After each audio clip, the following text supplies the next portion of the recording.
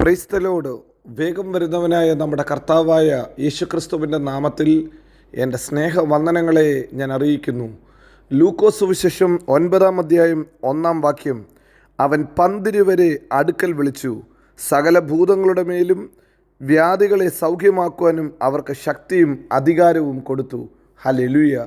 വളരെ സുപരിചിതമായ ഈ ഒരു വാക്യം നാം വായിക്കുമ്പോൾ പരിശുദ്ധാത്മാവ് തരുന്ന ചില ആലോചനകൾ ഇന്ന് പകൽക്കാലം നമുക്ക് ധ്യാനിക്കാം, ദൈവത്തെ മഹത്വപ്പെടുത്താം. ഒന്ന്, ഹല്ലേലൂയ, ഈ വാക്യം പറയുന്നത് യേശുവിൻ്റെ നാമത്തിൻ്റെ ശക്തി എത്രേ. യേശുവിൻ്റെ നാമത്തിന് സ്വർലോകരുടെയും ഭൂലോകരുടെയും മുഴങ്കാലെ മടക്കുന്ന ശക്തിയുണ്ട്. ആ നാമത്തിങ്കൽ ഹല്ലേലൂയ സകല ഭൂതങ്ങളും സകല രോഗങ്ങളും സൗഖ്യമാക്കും. ആ നാമം വിളിക്കപ്പെട്ട എല്ലാ പേരിനെക്കാട്ടിലും വലിയ നാമം അത്രേ. ഹല്ലേലൂയ. സ്വർഗത്തിലും ഭൂമിയിലും പാതാളത്തിലും വിളിക്കപ്പെട്ട ഏത് പേരാണോ അതിനെക്കാട്ടിലും വലിയ നാമം യേശുവിൻ്റെ നാമം. സകല അധികാരവുമുള്ള നാമം യേശുവിൻ്റെ നാമം. യേശു കർത്താവ് പറയുന്നു, ഹല്ലേലൂയ, ഈ നാമം ഹല്ലേലൂയ എല്ലാ ഹല്ലേലൂയ മുഴങ്കാലും മടങ്ങുന്ന നാമം. ആ നാമത്തിൽ അത്ഭുതങ്ങൾ സംഭവിക്കും, അടയാളങ്ങൾ സംഭവിക്കും. കർത്താവായ യേശുവിൻ്റെ നാമത്തിലാണ് പത്രോസും യോഹന്നാനും സുന്ദരമെന്ന ദേവാലയ ഗോപുരത്തിങ്കൽ അത്ഭുതം ചെയ്തത്. ഹല്ലേലൂയ. പത്രോസ് വിളിച്ചു പറഞ്ഞതും അതുകൊണ്ട്. ഹല്ലേലൂയ. ഇതാ ഈ നാമം ഞാൻ നിങ്ങൾക്ക് തരുന്നു. എനിക്ക് പൊന്നും വെള്ളിയുമല്ല ഉള്ളത്, എന്നാൽ പൊന്നിനെക്കാട്ടിലും വെള്ളിയെക്കാട്ടിലും വിലയേറിയ ഒരു നാമം എൻ്റെ കയ്യിലുണ്ട്.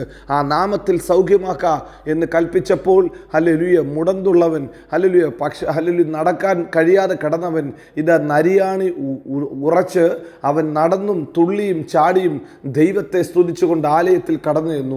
ഇന്ന് പകൽക്കാലവും ഈ വചനം കേൾക്കുന്ന ദൈവത്തിൻ്റെ പ്രിയ പൈതലേ, യേശുവിൻ്റെ നാമത്തിൻ്റെ ശക്തി നമ്മുടെ ഹല്ലേലൂയ കരങ്ങളിൽ ദൈവം തന്നിരിക്കുന്നു. സകല നാമത്തിലും മേലായ ആ നാമത്തെ ദൈവസഭയുടെ അനുഗ്രഹത്തിനായി തന്നിരിക്കുന്നു എന്ന് ഹല്ലേലൂയ എഫേസ്യ ലേഖനം 1-ാം അധ്യായം 20 മുതലുള്ള വാക്യത്തിൽ നമുക്ക് വായിക്കാൻ സാധിക്കും. ആ നാമത്തിങ്കൽ ഹല്ലേലൂയ സകല മുഴങ്കാലും മടങ്ങും. ആകാശത്തിൻ്റെ കീഴെ മാനവജാതിയുടെ രക്ഷയ്ക്കായി മനുഷ്യരുടെ ഇടയിൽ നൽകപ്പെട്ട മറ്റൊരു നാമവുമില്ല. യേശുവിൻ്റെ നാമം ആ നാമമത്രേ. അപ്പോസ്തലപ്രവൃത്തി 4:12 നാം അങ്ങനെ തന്നെ വായിക്കുന്നു. എന്താ യേശുവിൻ്റെ നാമത്തിൻ്റെ പ്രത്യേകത? ഹല്ലേലൂയ. സദൃശ്യവാക്യം 18:10 വായിക്കുന്നു, യഹോവയുടെ നാമം ബലമുള്ള ഗോപുരം, നീതിമാൻ അതിലേക്ക് ഓടിച്ചെന്ന് അഭയം പ്രാപിക്കുന്നു. ഒരു ബലമുള്ള നാമമാ, ഗോപുരം പോലെ നിൽക്കുന്ന നാമമാ, ഏത് സമയത്ത് ഓടിച്ചെല്ലാൻ പറ്റിയ നാമമാ. ഹല്ലേലൂയ. മാനവജാതിയുടെ നടുവിൽ ആ ഒരു നാമം നൽകിയിരിക്കുന്നത് കൊണ്ട് ഒരു ദൈവ പൈതലും ഒരു നാളും തല താഴ്ത്തേണ്ട, നിന്ദിക്കപ്പെടേണ്ട ആവശ്യമില്ല. ആ നാമത്തിൽ ശക്തിയുണ്ട്. 2, ഈ നാമം ആർക്കാ കൊടുത്തിരിക്കുന്നത്? വേദപുസ്തകത്തിൽ നാം ഇങ്ങനെയാണ് വായിച്ചത്, അവൻ 12 പേരെ വിളിച്ചു, അവർക്ക് ആ നാമത്തിൻ്റെ ശക്തി കൊടുത്തു. 12 പേരെ വിളിച്ചു. അതിൻ്റെ അർത്ഥം കർത്താവ് തിരഞ്ഞെടുത്ത ഒരു കൂട്ടത്തിനാണ് ഇത് കൊടുത്തിരിക്കുന്നത്. പ്രിയരെ, ഇന്ന് പകൽക്കാലം നിങ്ങൾക്ക് വിശ്വസിക്കാൻ പറ്റുമോ നിങ്ങളെ കർത്താവ് തിരഞ്ഞെടുത്തിരിക്കുന്നു എന്ന്? സകല ജാതികളിൽ നിന്നും എന്നെ ദൈവം തിരഞ്ഞെടുത്തു എന്ന് ഹല്ലേലൂയ ആമോസ് പ്രവചനത്തിൽ നാം വായിക്കുന്നുണ്ട്. ഹല്ലേലൂയ. സകല ജാതികളുടെ നടുവിൽ നിന്നും ഒരു യോഗ്യതയില്ലാത്ത എന്നെ തിരഞ്ഞെടുത്ത ഒരു കർത്താവ് എനിക്കുണ്ട്. ഹല്ലേലൂയ. 12 ശിഷ്യന്മാരെ കർത്താവ് തിരഞ്ഞെടുത്തപ്പോൾ വേദപുസ്തകത്തിൽ ഇങ്ങനെ എഴുതിയിരിക്കുന്നത്, അവൻ തനിക്ക് ബോധിച്ചവരെ തിരഞ്ഞെടുത്തു, തന്നിലേക്ക് തിരഞ്ഞെടുത്തു. അതിൻ്റെ അർത്ഥം ഒരു മനുഷ്യൻ്റെ കഴിവ് നോക്കാതെ, ബുദ്ധി നോക്കാതെ, കുടുംബ പാരമ്പര്യം നോക്കാതെ, തൻ്റെ പ്രവൃത്തിയുടെ പരിചയം നോക്കാതെ കർത്താവിന് ബോധിച്ചവരെ കർത്താവ് വിളിച്ചു. ഇന്ന് രാവിലെ പ്രിയരെ, നിങ്ങളെ കർത്താവിന് ബോധിച്ചിട്ടുണ്ട്. കർത്താവിന് നിങ്ങളെ വലിയ ഇഷ്ടമാണ്. മറ്റാരെക്കാട്ടിലും അധികമായി ദൈവത്തിന് നിങ്ങളോട് പ്രിയമുണ്ട്. അത് നിങ്ങൾ തിരിച്ചറിയുന്നതാ ഏറ്റവും വലിയ ഭാഗ്യം. മനുഷ്യരുടെ നടുവിൽ ഹല്ലേലൂയ ഒരു യോഗ്യതയില്ലാത്ത എന്നെ കർത്താവ് കണ്ടു. എൻ്റെ അമ്മയുടെ ഉദരത്തിൽ എന്നെ അതിശയകരവും ഭയങ്കരവുമായി നിർമ്മിച്ചിരിക്കുന്നു. എൻ്റെ കർത്താവിന് എന്നെക്കുറിച്ചൊരു വിചാരമുണ്ട്. ഈ ഒരു തിരിച്ചറിവ് നമുക്കുണ്ടോ? നിശ്ചയമായി ഹല്ലേലൂയ നമ്മെ ദൈവം അനുഗ്രഹിക്കും, നമ്മെ ദൈവം മാനിക്കും. വീണ്ടും തിരുവചനത്തിൽ നാം വായിക്കുന്നു, ലൂക്കോസ് 10:1 വായിക്കുന്നു, ദൈവം ഹല്ലേലൂയ കർത്താവായ യേശുക്രിസ്തു 12 പേരെ മാത്രമല്ല വേറെ 70 പേരെ കൂടെ കർത്താവ് ആക്കി. കർത്താവ് ഇതേ വേല ഏൽപ്പിച്ചു, ഭൂതങ്ങളെ പുറത്താക്കാൻ, രോഗികളെ സൗഖ്യമാക്കുവാൻ. അങ്ങനെയെങ്കിൽ ഇന്ന് രാവിലെയും കർത്താവ് പറയുന്നു, 12 പേരെ കൊണ്ട് ഒതുക്കത്തില്ല, അതിൻ്റെ അപ്പുറത്തും ചിലരെ കൂടെ ദൈവത്തിന് വിളിക്കാൻ പദ്ധതിയുണ്ട്. ദൈവത്തിന് അങ്ങനത്തെ വിചാരമുണ്ട്. ഇന്ന് ഭൂമിയുടെ അറ്റത്തോളം കർത്താവിൻ്റെ വചനവുമായി നിൽക്കുവാൻ ദൈവം അനേകരെ തിരഞ്ഞെടുത്തിരിക്കുന്നു.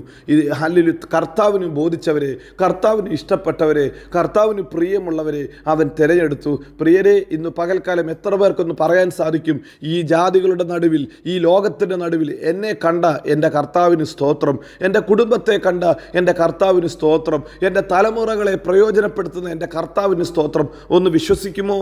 ഒന്ന് ഏറ്റുപറയുമോ?